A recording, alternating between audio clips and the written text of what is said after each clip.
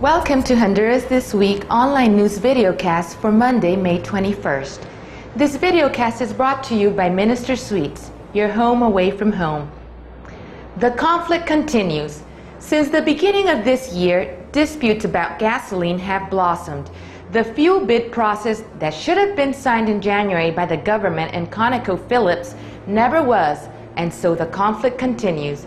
The three fronts, the government, the Coalición Patriótica de Solidaridad, and the oligopoly, have still not come to a resolution.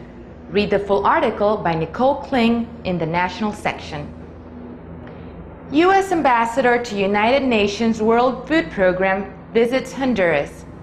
Gadi H. Vasquez, the U.S. Ambassador to Rome and the Office of United Nations World Food Program, visited Tegucigalpa for 5 days during this week.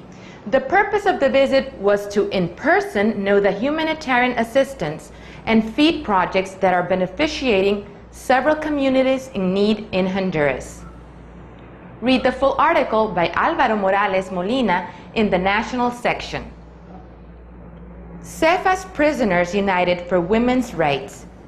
To some, it might seem a contradiction. The Center for Women's Studies hold conferences in Cefas, the in Spanish for Feminine Center of Social Adequation. The convicts, whose crimes range from murder to drug trafficking, are said to be denied liberty by the state. These extra freedoms that the Center for Women's Studies promotes may seem trivial in comparison to these women's imprisonment, nor beneficiary considering the prison's exclusively female population. Read the full article by Louis Wallace in the national section. The Honduran Dream. The Honduran Dream, a creative competition between 12 San Pedro Sula schools, will show Hondurans that they can find job opportunities in their own country. The American Embassy in Honduras, as well as the University of San Pedro Sula and the Ministry of Education, put into effect a competition which they named El Sueño Hondureño, the Honduran Dream. The goal of this creative innovation is to find an alternative to illegal immigration. Read the full article by Irene Solás Velázquez in the national section. Without equality, there is no democracy. The human being is a free creature. All human beings are equally worthy. Different human beings have different possibilities to live their lives as they want to. How can that be? Read the On the House article by Nicole Kling in the national section. Manuel Castillo, the man who sings to Honduras. Born in Jesus de Otoro in the department of Intibucá, his parents could not have imagined that their child would become a great composer who would greatly love his country, Honduras. He has always participated in musical events and activities. As a young boy, he joined the church choir, and later, as a university student, he took the initiative and decided to create in 1966 the famous choir Voces Universidades. Read the profile of the week by Álvaro Morales Molina in the national section. San Pedro Sula party with football rhythm. San Pedro Sula is playing host to a great Honduran soccer event. Two of the most beloved soccer teams in Honduras, Marathon, which is after their 6th championship title, and the Real España, which is after their 9th, square off in order to win the Honduran soccer championship. Read the full article by Erivaldo Laínez in the national section. Honduran aviation myths.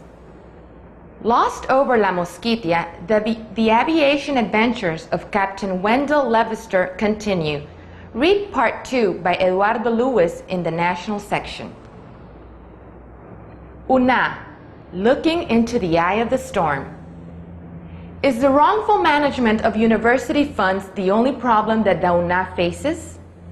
Read Aida Savonges Jackson's special article in the national section. ALBA solidifies an expansive regional relevance. The leftist Latin American bloc, ALBA, Bolivarian Alternative for the Americas, concluded a landmark summit in the Venezuelan city of Barquisimeto, where its members crafted new institutional foundations and political diplomatic structures to strengthen their alliance, ideologically positioning themselves as a counterweight to the neoliberal US-backed model. Read the full article by James W. Bodden in the Central American section. Free Trade Agreement, Honduras, El Salvador, and Taiwan. The Free Trade Agreement was signed between El Salvador, Honduras, and Taiwan in the Presidential House of San Salvador. The ministers of economy who signed the agreement were Yolanda de Gaviria from El Salvador, Miriam Elizabeth Ascona from Honduras, and Chen Rui-Long from Taiwan. Elias Antonio Saca, the president of El Salvador, and Manuel Zelaya, the Honduran president, assisted the event as honor witnesses. Read the full article by Irene Solas Velázquez in the Central American section. Windows of Memory.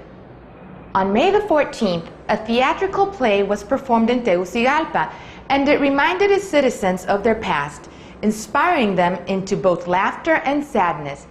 The theatrical play, Ventanas de la Memoria, Windows of Memory, performed in the Museo para la Identidad Nacional in Tegucigalpa.